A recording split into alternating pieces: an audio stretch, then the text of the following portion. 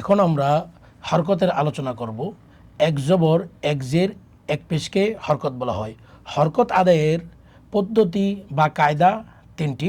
খুব ভালো করে লক্ষ্য করবেন যে আমি আবার বলতেছি, হরকত আদায়ের কায়দা বা পদ্ধতি তিনটি। এক, জবরের কায়দা।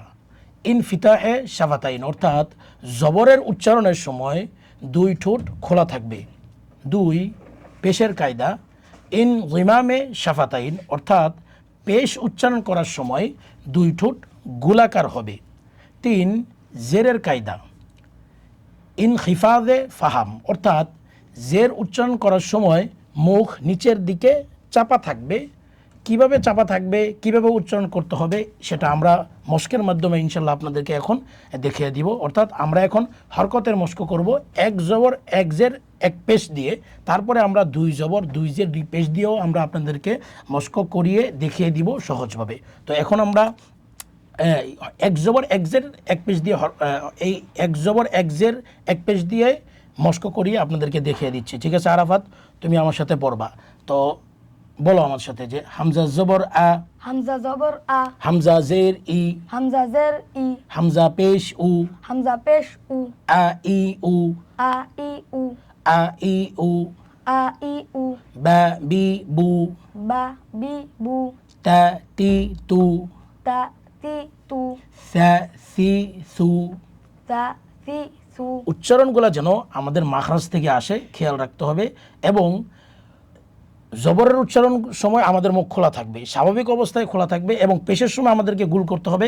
এবং জেরের সময় যেটা বললাম যে মুখ নিচের দিকে চাপা থাকবে। কিভাবে চাপা থাকবে আমাকে লক্ষ্য করেন একটু, যে সা সি, এই যে জেরের সময় আমি সি, আমার ঠোঁটটাকে আমি নিচের দিকে নিয়েছি। তো উচ্চারণটা এইভাবেই হবে। হ্যাঁ, হালকা যাবে, এরকম না যে আপনি নিজের দেহকে পিছনে নিয়ে ফেললেন, এটা হবে না। শুধু এই যে আপনার ঠোঁট এই মুখের অবস্থাকে হালকা নিচের দিকে একটু চাপা খাবে আর কি। এটা অবশ্যই আপনারা ভালো করে বুঝেন। প্র্যাকটিস করলে কিংবা অনুশীলন করলে অবশ্যই ঠিক হয়ে যাবে। তো খেয়াল করবেন আমি কিভাবে উচ্চারণ করতেছি। সা সি, এইরকম জেরের উচ্চারণটা নিচের দিকে যাবে। সি পেশের সময় গুল হয়ে যাবে।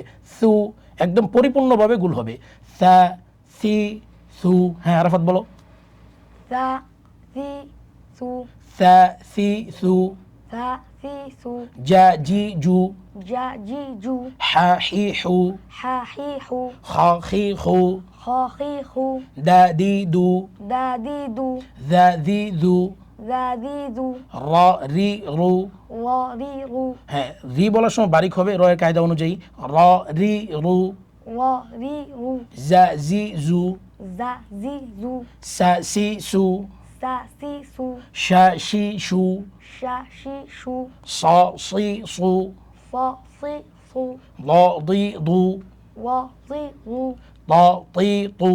প তি তু। পুর হরফগুলো উচ্চারণ করার সময় খুব সুন্দরভাবে উচ্চারণ করতে হবে, কারণ পুর হরফগুলো জবর অবস্থায় পুর হয়।